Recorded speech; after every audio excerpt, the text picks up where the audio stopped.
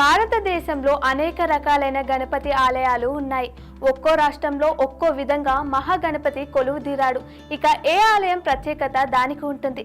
ముఖ్యంగా కొన్ని ప్రత్యేకమైన సాంప్రదాయాలు ఉంటాయి. అయితే ఇప్పుడు మనం ఒక ఇంట్రెస్టింగ్ న్యూస్ తెలుసుకుందాం. అదేమిటంటే భక్తులు తమ కోరికలను రాసి వినాయకుడికి పంపితే గణపయ్య కోరికలు తీరుస్తాడంట. మరి ఆ ఆలయం ఎక్కడుందో చూద్దాం.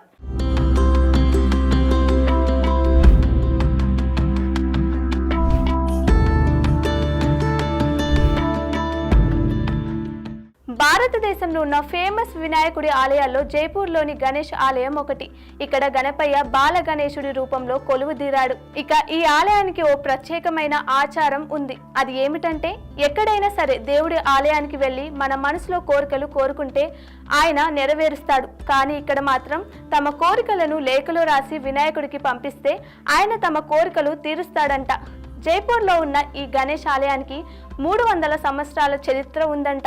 దీనిని 18వ శతాబ్దంలో మహారాజా సవాయి జైసింగ్ సిటీ ప్యాలెస్లోని చంద్రమహల్ నుండి టెలిస్కోప్ సహాయంతో గణపతిని చూడగలిగే విధంగా ఆయన ఆలయాన్ని స్థాపించారు.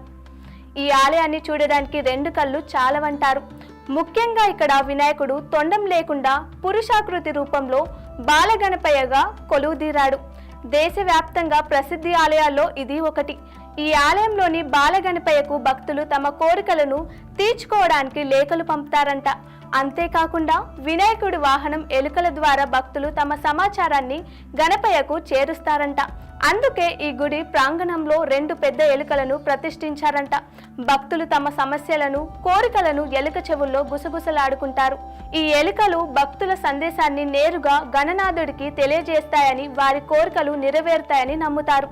అంతేకాకుండా ఈ టెంపుల్కు ఉన్న ప్రత్యేకత తమ కోరికలను తీర్చుకోవడానికి లేఖలు పంపుతారు.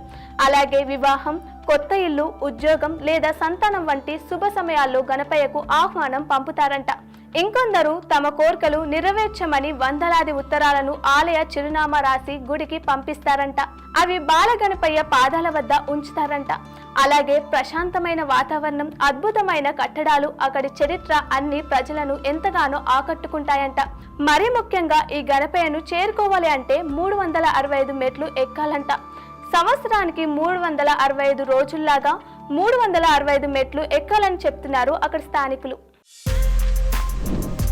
For more videos like this, subscribe Big TV channel.